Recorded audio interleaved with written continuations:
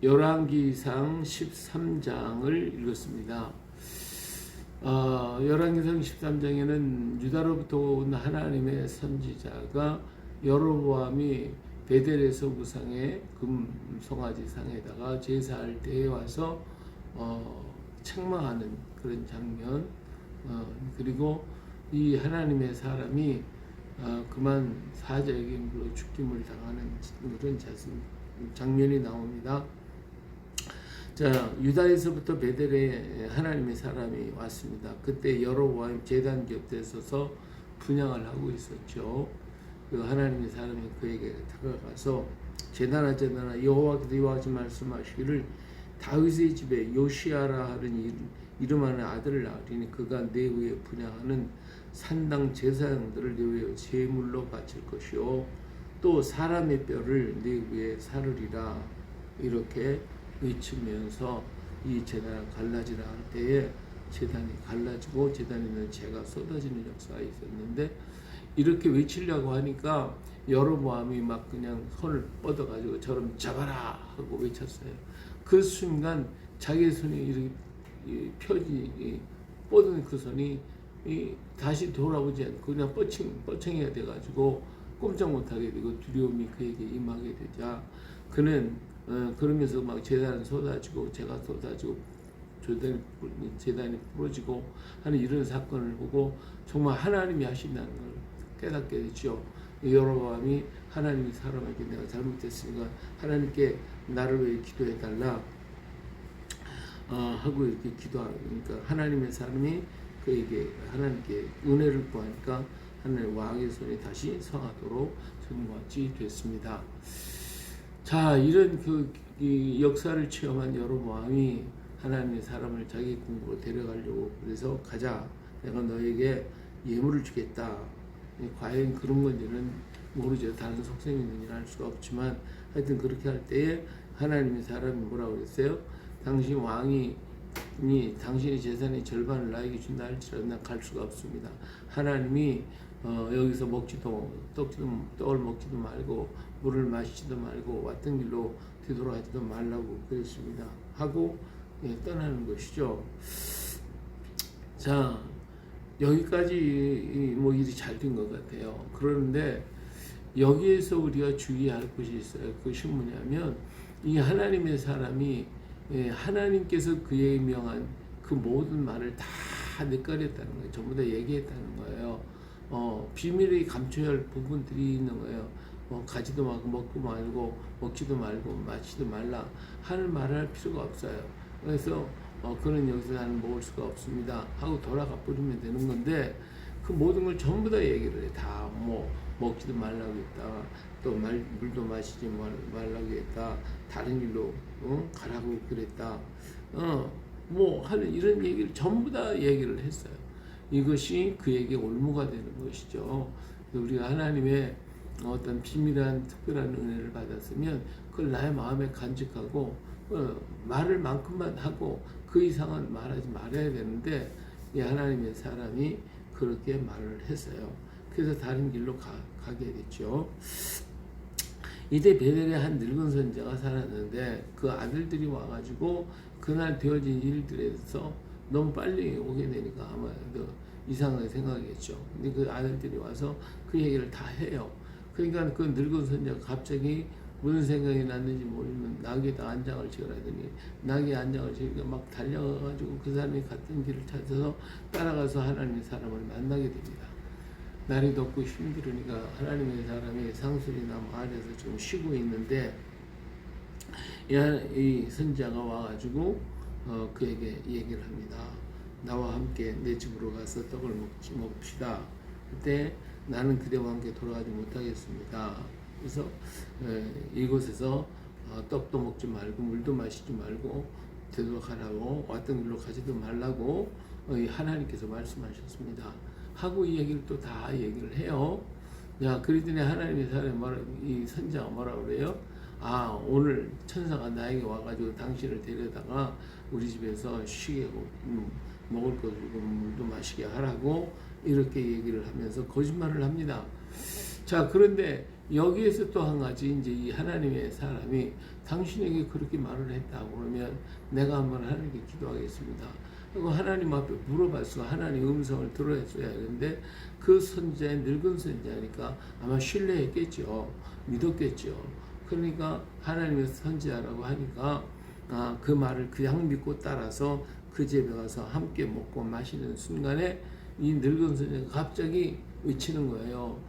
당신 하나님께서 당신에게 물도 떡도 먹지 말고 왔던 길로 가지도 말라고 그랬는데 당신 왜 하나님 말씀 어기고 그러냐?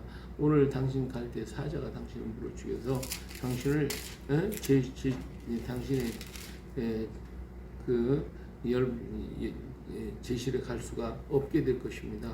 하고 이 얘기를 하니 기가 막힌 거 아니에요? 이 얘기를 듣다 아마 정신이 다 빠졌을 거예요. 자, 그런데 이렇게 먹이고서 그다음에 나귀를 주면서 타고 가라고 나귀까지 줘가면서 이 하나님의 사람을 보내요. 근데 가다가 그만 사자가 나타나가지고 이 하나님의 사람을 물어서 죽여버리고 말았어요. 참 기가 막힌 노릇이죠. 여기서 하나님의 사람이 하나님의 말씀을 어겼기 때문에 여기서 죽임을 당하게 되었어요. 사람들이 지나가다 보니까 사자도 있고 나귀도 있고 사람이 물려 죽은 그대로 있는데 가만히 멍청히 서 있다 이거예요. 사자가 나귀를 보면 나귀를 죽이거나 아니면 사람을 해쳤으면 그를 뜯어먹거나 그래야 되는데 그러고 있는 거예요. 이상한 광경이 벌어지니까 사람들이 와서 이 늙은 선지자에게 와서 이런 일이 있었습니다 하고 얘기를 하니까 이 늙은 선지자가 그 얘기를 듣고 아들들에게 나귀의 안장을 씌우라. 그래서 그가 달려가가지고 그 광경을 보니까 정말 그 한쪽에 자기가 줬던 나귀가 있고 거기에는 하나님의 사람이 죽어서 물려 죽어 있고 그 다음에 사자가 그 옆에 있는데 서로 뭐 멀뚱멀뚱 쳐다만 보고 있지 아무것도 아니더라고요. 그죠? 이것이 뭐예요? 하나님이 그를 이루었다라고 하는 것이고 하나님의 말씀이 그대로 이루어졌다라고 하는 것을 지금 이 늙은 선지자가 보고 있는 거예요. 그래서 이 늙은 선지자가 이 하나님의 사람을 자기 나귀에 실어가지고 와서 묘실에다 장사를 지냈어요. 그리고 아들들에게 부탁하기를 내가 죽으면 이 하나님의 사람의 묘실 곁에 나를 묻어달라고 이렇게 부탁을 하면서 뭐라고 했냐면 이 선지자가 말한 그대로 이루어질 것이다. 이루어질 것이다. 이 늙은 선지자가 하나님의 사람이 하는 그 일들을 우리 진짜인지 아닌지 이 테스트를 해보는 것이고 또 정말 그대로 이루어진 거 나귀가 있고 사람이 있고 사자가 있고 그대로 있는 모든 것을 볼 때 이 정말 하나님의 역사였구나.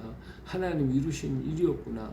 그렇기 때문에 이 선지자가 말하는 것이 앞으로 다 이루어질 것이다 라고 하는 것을 아들들에게 부탁하고 자기도 하나님의 사람 곁에서 묻게 해달라고 하는 이런 부탁을 하게 됩니다. 자, 그리고 난 다음에 여로보암은 이런 일을 당하고 나서도 끊임없이 그들을 계속 제사를 지내고 악을 행하여 하나님 앞에 미움받는 자가 되고 말았다라고 얘기하고 있습니다. 오늘 또 우리 하나님 우리에게 어떤 사명을 주고 주어진 일터가 있을 건데 그 일에 대해서 우리는 그냥 행할 때가 참 많아요. 근데 그 많은 순간마다 잠시라도 주님께 묵상하고 기도하고 하나님이 나에게 주신 그 비밀이 있다면 가슴에 간직하고 이걸 다 누설할 게 없어요. 정말 하나님이 주신 말씀을 내가 알고 그 말씀대로 순종하고 따라가야 가는 것이. 바울 사도도 자기가 14년 전에 큰 3층까지 올라갔다는 얘기를 했지만 거기서 본 것에 대해서는 아무 얘기를 하질 않았어요.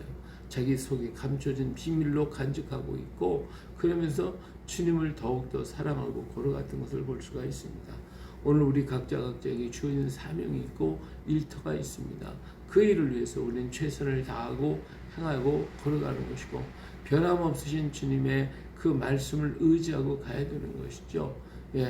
오늘 그리고 또 그 말씀을 누가 뭐라고 그럴 때 변경이 되거나 다르게 얘기된다면 우리는 하나님께 다시 한번 깊이 기도하면서 하나님이 과연 이것이 옳다고 얘기하신 것인가, 저것이 옳다고 얘기하신가, 하나님 직접적으로 말씀하신 그것과 간접적으로 얘기하는 건 다른 거니까, 하나님 직접적으로 말씀하셨다면 또 다시 바뀐다면 직접적으로 말씀하실 것 아니겠습니까?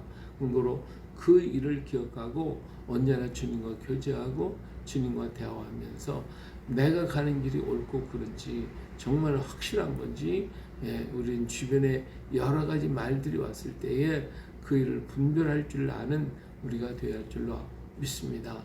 마지막 시대에는 영을 잘 분별해야 되고 모든 사건들을 분별할 줄 아는 분별의 영을 우리가 가져야 되지, 그렇지 않으면 얼마나 그 교묘하게 우리에게 파고들어와 가지고 우리들의 마음을 도둑질하고 우리 영혼을 도둑질하고 우리 지식을 도둑질해 간단 말이에요.